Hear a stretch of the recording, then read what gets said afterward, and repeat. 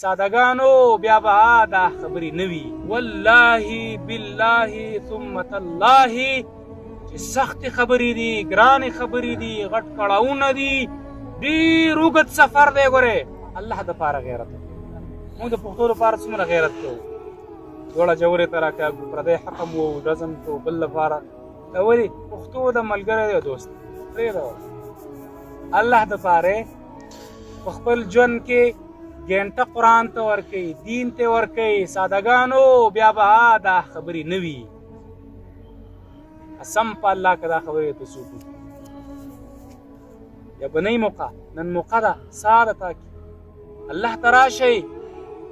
والله بالله ثم تالله چې سختې خبرې دي، ګرانې خبرې دي، غټ کړاوونه دي، ډېر اوږد سفر دی. ګورې بیا به ارمان او افسوس کوو، وخت به رانه تېر.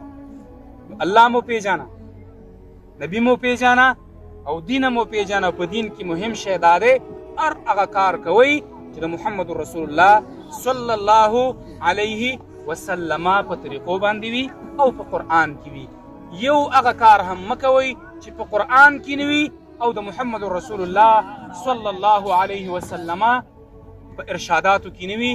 نور امامان زمونږ د سر تاجونه، زمونږ د سترګو تور، امام اعظم ابو حنیفه رحمه الله، امام مالک، امام شافعي، امام احمد بن حنبل، څلور امامان د دین زمونږ د سر تاجونه، زمونږ د سترګو تور. موږ د هغوی د خپو خاورو ته هم نشو رسېدلی. دغه شان نور امامان خو چې خبرې خطاوي انسانان دي، کېدلی شي خطا کېدلی شي، نو هغه به موږ نه اخلو. چې خبرې ټیک وي موږ یې په دواړو سترګو منو.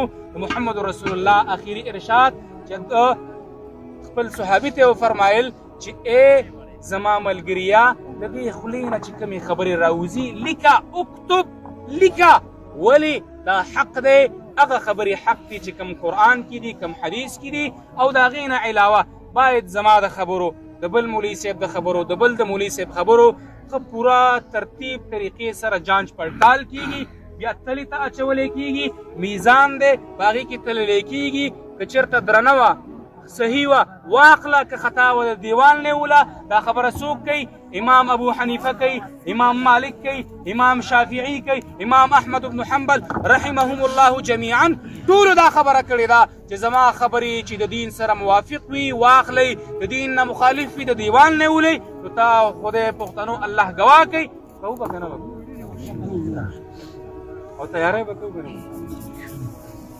څومره چې څومره اوچته درجه دې په کار وي دومره د هغې دپاره محنت. قسم په الله زه ملایم په حیثیت یو سکالر ستاسو باندې ولاړ یم، نور هم زموږ مشران ولاړ دي دلته.